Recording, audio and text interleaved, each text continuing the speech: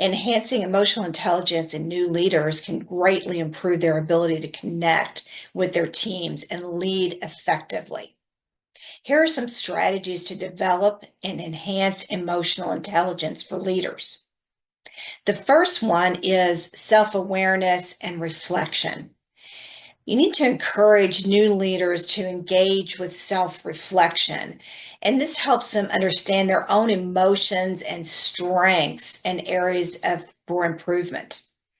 And leaders need to be mindful of their reactions to various situations and reflect on why they felt a certain way and which enhancements were self awareness. The second piece is effective communication. Developing strong communication skills is vital. Encourage leaders to practice repetition, reflection, and feedback to hone their communication abilities. Understanding the audience's needs and perspectives can help tailor and communicate uh, emotions that resonate. We've all had situations where we felt like, gosh, if someone would have just communicated more, the situation could have been resolved quickly and easily.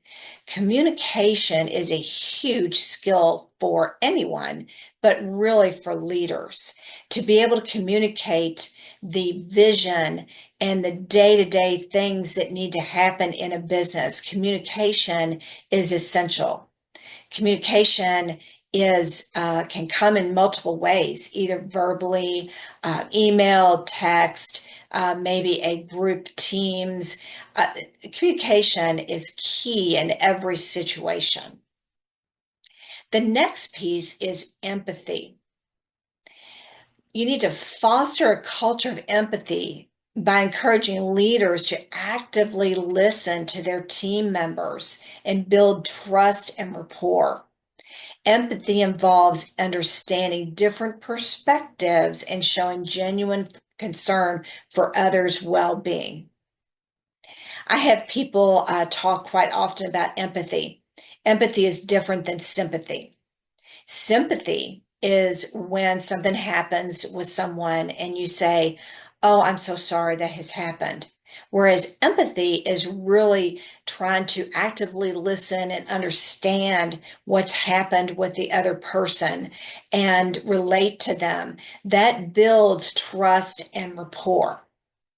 The fourth one is emotional regulation. You need to teach leaders techniques for managing their emotions, maybe deep breathing and mindfulness to maintain composure in stressful situations. Encourage leaders to be aware of how their emotions affect their decision making and interactions with others as well. We've all seen people who just fly off the handle, sometimes for what seems to be no reason.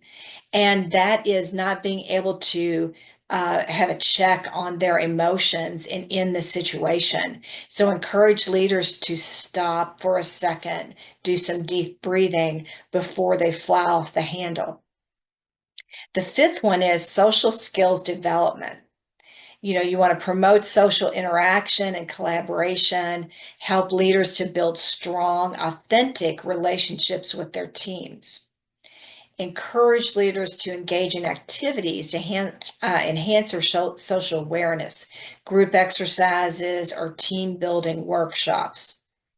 I would caution on this one, there's a fine line between becoming too social with your team members and being a leader.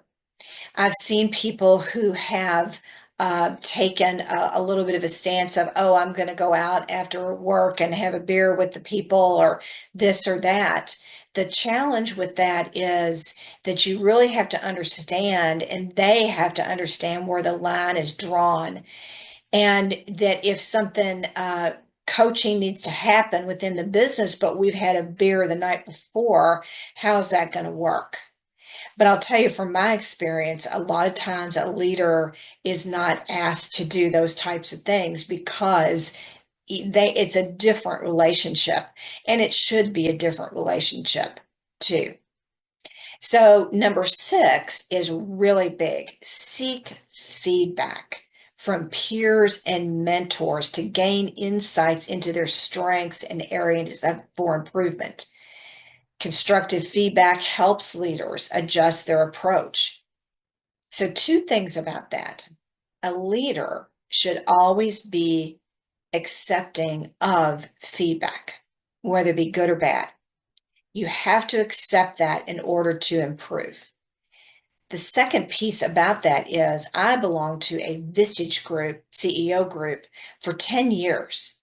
And they helped me to understand what it meant to give and receive positive, good feedback. I shouldn't say always positive because sometimes it wasn't. Sometimes they looked at my business and saw things that I didn't see, which was fine. I wanted that feedback and they really helped me to understand that. And so those are just a few things that a few strategies to help new leaders enhance their emotional intelligence, leading to better team cohesion, improved performance, and a more positive organizational culture. Leaders with high EI, emotional intelligence, contribute to a positive corporate culture and a smooth transition process between maybe they were a coworker and then they're going to a leader, or maybe they're a leader that is going to eventually own the company. Emotional intelligence is a huge piece of that on a day-to-day basis and going forward in the company. My experience has been emotional intelligence is huge for leadership and for the team and the culture.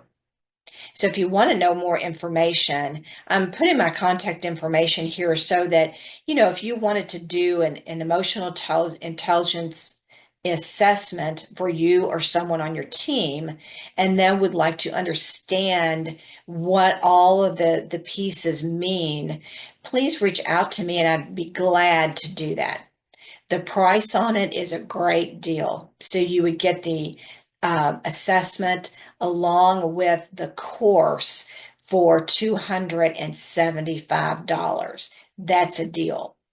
And then if you decide after you've looked at that you would like to get more information or maybe have coaching, I can help you with that as well. So thank you for your attention today. I really appreciate it. And I hope this has been beneficial to you in helping new leaders in your business.